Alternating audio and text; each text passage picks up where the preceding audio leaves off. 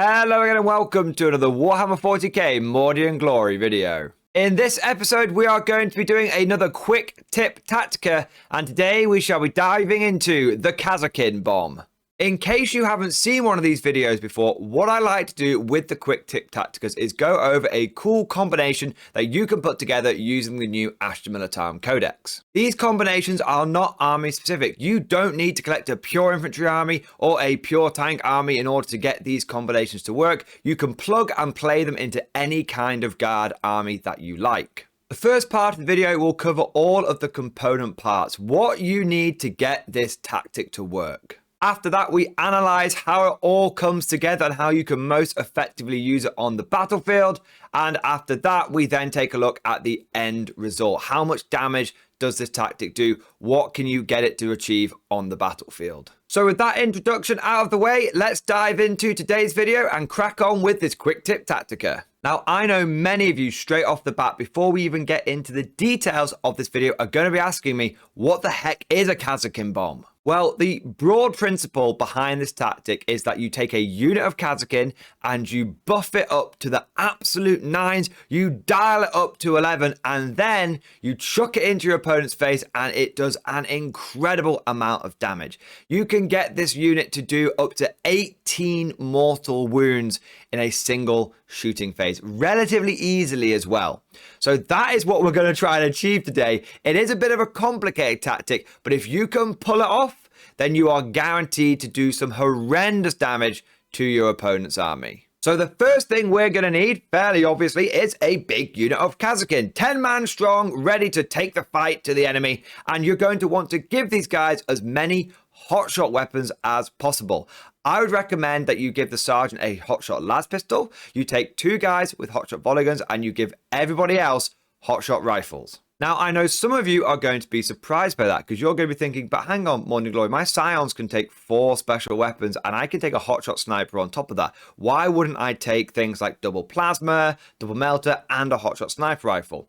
Well, we're going for as many hotshot attacks as possible. And the reason for this is it's going to combine really, really well with a couple of stratagems that we're going to be looking at later on. So for now, just cram as many hotshot weapons in there as you can and make sure they're putting out as many shots as possible. The next thing you're going to need is Lord Solar Leontus. Now, he is very important for this tactic because thanks to his Lord Commander Solar ability, he can give the Kasrkin full rerolls to hit and full rerolls to wound in the command phase. Now, Kasrkin can get both the full rerolls to hit and the full rerolls to wound because they're core and they're platoon, which means they can benefit from both parts of the Lord Commander Solar datasheet ability. And the final unit that you may want to include as part of this combination is Ursula Creed. Now, she has an ability called the Lord Castellan's Fury, and every time she issues an order to a squad, she can give that squad +1 strength on their ranged weapon attacks. This is very nice as it takes hotshot las rifles from strength 3 to strength 4,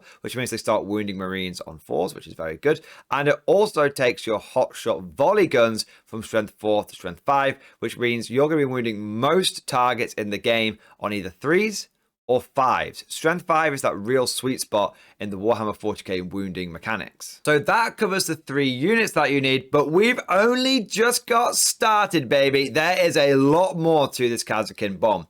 The next thing that you're going to want to do is spend a command point pre-game, and you're going to want to use the Battlefield Bequest stratagem.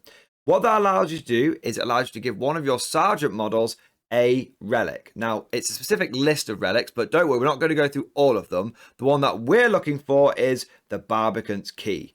Now, what the Barbicant's Key does is it allows you once per battle in your movement phase to use the relic. And if you do use the relic, you remove the bearer's unit from the battlefield and you set it back up anywhere on the battlefield that is more than 9 inches away from any enemy models. Also, until the end of that turn, you can reroll charge rolls made for the bearer's unit, but we're not too worried about that last bit. What's really important is you can use it, and in the same phase, you go up in the sky and you come back down. It's not a use the key, go into reserve, next turn, come back in. No, it's an instant teleportation. Think of it as a Necron Veil of Shadows or a Demon / Thousand Sun Dark Matter Crystal. It's something that allows you to teleport across the board, but but it is once per battle only. Now, the next thing that you're going to want to make sure is that in your army, your overall regimental doctrine is born soldiers. What that means is that every time you get a 6 to hit, it becomes an automatic wound, and that wound counts as having been rolled on a 6 as well.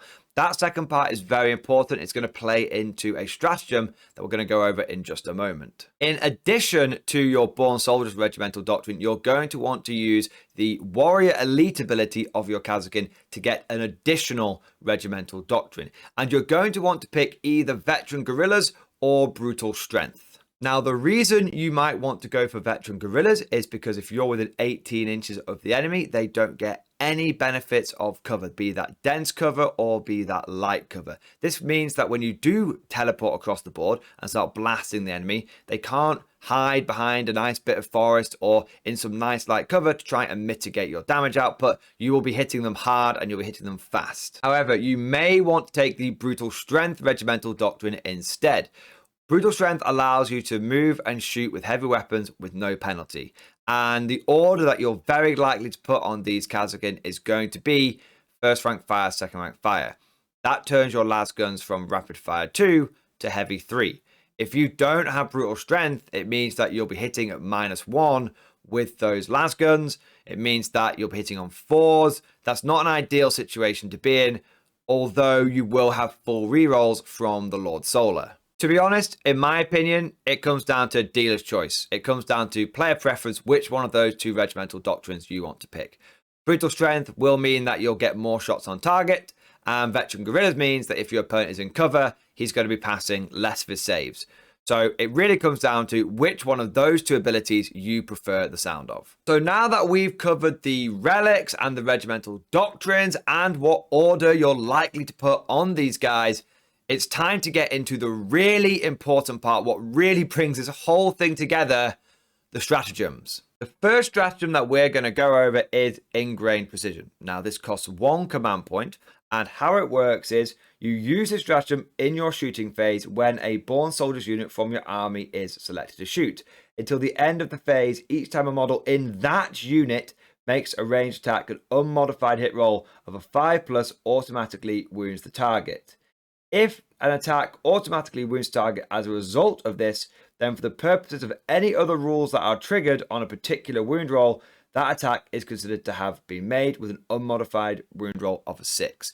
Essentially, it takes your Born Soldiers Regimental Doctrine, and instead of auto-wounding on 6s, you're going to be auto-wounding on 5s. We're then going to combine this stratagem with the Overcharged Las Cells stratagem, which is another one that costs 1 command point.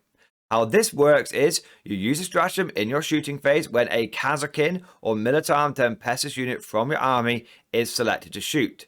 Until the end of the phase, each time a model in that unit makes a wound roll of 6, it inflicts 1 mortal wound on the target in addition to any normal damage.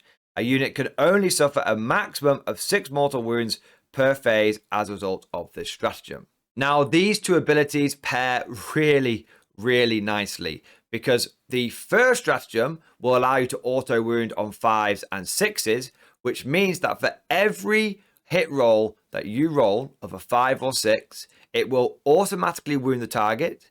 That will then trigger Overcharged Las Cells because the auto wound counts having rolled a 6, which means you then do a mortal wound and the enemy still has to take the armor save.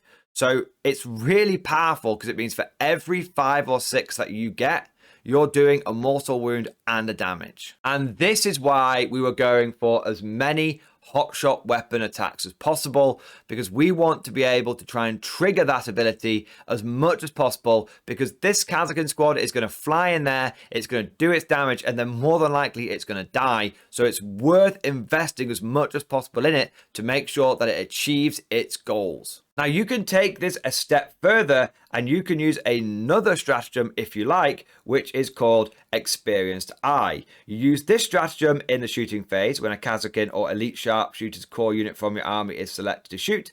Until the end of the phase, each time a model in that unit makes an attack, improve the AP characteristic of that attack by 1. The reason that we want to do this on top of the other two is, yeah, sure, we're doing a load of mortal wounds, but we're still going to be doing a lot of regular damage as well. What you've got to understand is overcharged lad cells doesn't do a mortal wound and that's it. It does a mortal wound in addition. So there's going to be all these mortal wounds flying around, and on top of that, your opponent's going to have loads of armor saves to make. So you might as well make those armor saves as difficult as possible for him. Maybe even just kick him straight onto some sort of invulnerable save if he even has one. Now, I know some of you are going to be banging away on your keyboards and going, but Mordian Glory, did you not hear that bit on the overcharged last cell stratagems that said you can only do a max of 6 mortal wounds? Well, rules as written, that's not 6 mortal wounds in total from your unit of Kasrkin. That's the number of mortal wounds that you can inflict on each enemy unit. So if you split fire, you can do a lot of mortal wounds. Let me explain. Your unit of Kasrkin with first rank fire, second rank fire has the ability to put out 30 shots in total. That's going to be 8 from the 2 volley guns, 1 from the pistol, and then the rest are going to come from the hotshot rifles. Of those 30 shots, you're going to hit with 20 of them because you've got a ballistic skill of 3+. Out of those 20 hits, a third of them are going to be 5s or 6s statistically, which means that between 6 and 7 of them are going to auto wound and then straight up just do mortal wounds as well. You then get to re-roll those 10 misses. And of those 10, you should get another 3 5s or 6s, which means in total, you're going to do approximately 10 mortal wounds just by hitting the enemy with your re-rolls. But that's not all the damage the squad does, because you still need to roll the wound dice for those attacks that just hit on 3s and 4s after the Lord Solar re-rolls. That's going to leave you with about 15 to 16 dice that you need to roll the wounds for. And with the majority of those attacks, you are going to be wounding on 5s and 6s. That just tends to be the nature of shooting strength 3 weapons. If you've got Ursula Creed, you might be wounding on 4s. But let's say you're wounding on 5s and 6s. What that means is that you should get another 2 to 3 wounds that are mortal wounds and 2 to 3 wounds that are not mortal wounds. But then you get full rerolls. So that should mean that you get another 10 or so rerolls, which is going to result in another 2 mortal wounds roughly, and another 2 regular wounds. So in total, you should be getting somewhere between 14 and 16 mortal wounds with this unit. And in addition, those attacks are still going to be generating 14 to 16 regular wounds. And then just from the normal wounds, the things that weren't picked up and turned into mortals or anything like that, you should also be getting another 4 to 6 regular wounds. So in total, you're looking at about 14 mortal wounds plus up to about 20 regular saves as well. And don't forget, all of those normal wounds that your opponent has to roll armor saves against are at AP -3. So even the toughest of opponents are going to get kicked down to a 4-up invulnerable save, or maybe a 5-up regular save, even if they've got Armor of Contempt or they're in cover. I think if you were being conservative with the damage output of this unit, you would be looking at about 24, maybe 25, 26 wounds at the end of the day. Now, there is an extra layer of gaminess to this ability. If you really want to live dangerously and be a little bit risky, there is a way for you to do even more mortal wounds. You see, the Lord Solar ability doesn't say you have to reroll failed hit rolls or failed wound rolls. It just says you can reroll the hit rolls, and if you're core, you can reroll the wound rolls. That means if you were going to risk it, you could reroll some of your 3s or 4s in the to hit step, which would have been normal hits, and try and get them into 5s and 6s to generate more mortal wounds in the to hit step, taking advantage of the ingrained precision and born soldiers. This might seem crazy, but I have seen many experienced players do this exact thing on the tabletop using other factions that have got similar stratagems, so it's something that you definitely are going to want to consider. Now, on paper, this quick tip tactic sounds brilliant. I'm going to go in there, I'm going to smash the entire area, I'm going to kill so much, it's going to be great. Well, in my opinion, it does have 3 problems. The first one being that you can't do all of those mortal wounds to a single target. You have to spread them out if you're going to try and do as many as possible. Remember, you are capped at doing 6 mortals to each enemy unit. So it's not like you can delete a knight in one go or delete a whole Terminator block in one go. You're going to have to spread the love. So bear that in mind when you're working out how much damage you can do with this unit. The other thing to be aware of is that this is a one-shot wonder. You can't do this multiple turns. It gets to go off once, and then that is it. The Kasrkin unit's going to receive all these buffs. They're going to teleport over. They're going to do the damage, and then they're only toughness 3 with 4 per save, so they're going to die.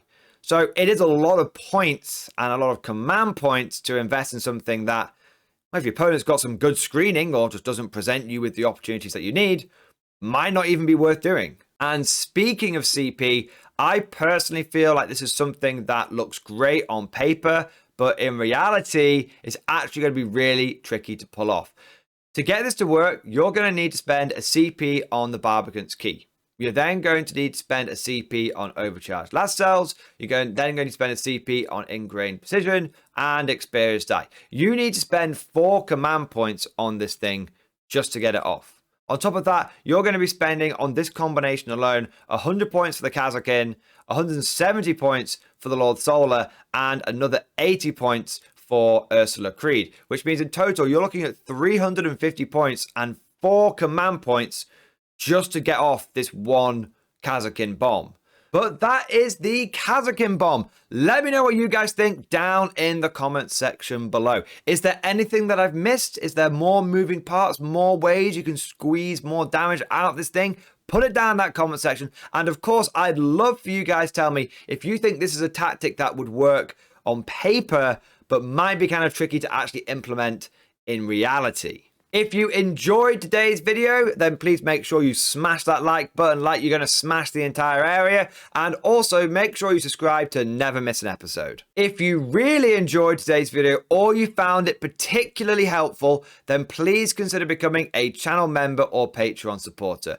One of the big perks you get for being a channel member or Patreon is access to the Mordian Glory Discord. This is an online community with over 700 active members. It is always popping off, and you'll find loads of experienced players that you can ask tactics questions, do army list reviews, or if you're looking for a cool place to hang out, we've got hobbying areas, painting areas, and of course, there's a meme channel which has some of the funniest memes I've ever seen. They're not just Imperial Guard ones either, they're all 40k memes. So if that sounds like a ton of fun, then please consider becoming a channel member or Patreon supporter. And I'd just like to take a moment to say a thank you to the latest channel members and Patreon. So a big thank you to Wrath of Constantine, Wyatt Watson, Darius, Carl, Beowulf 8991, Potato, Shangron, Chansey, Andrew, PJ Horton, Alec, The Lonely Shepherd, Matthew, Cappuccino, IB, Hidalago 334, and Justin. Thank you guys for becoming channel members. Thank you guys for doing your part. And a shout out to all the Patreons as well. So a big thank you to Harminder, Saber, Falcor, Eric, Samuel, Grand Admiral Thorn, Echo Marker, Potato Wrangler, Dan Dodge, and Ragnarockus. Thank you guys for your ongoing Patreon support. And last but certainly not least, I would like to say a personal thank you to all of my top tier Patreon supporters. These are the War Masters, the people who have truly gone above and beyond the call of duty. So a massive thank you and an 07 down in the comment section for Bonbon Vert, Phil French, Ross Miller, Tekwal, Alex Dengal, John Stubbs, Nick Walsh, Swordfish Trombone, Diesel Fox, Tom Sutton, and August Varney. Thank you guys for your very generous support. It really is a big reason of how I'm able to do Mordian Glory full time now. So thank you so much once again. I hope you all enjoyed today's video. Thank you for watching. And of course, as always, I'll see you guys next time.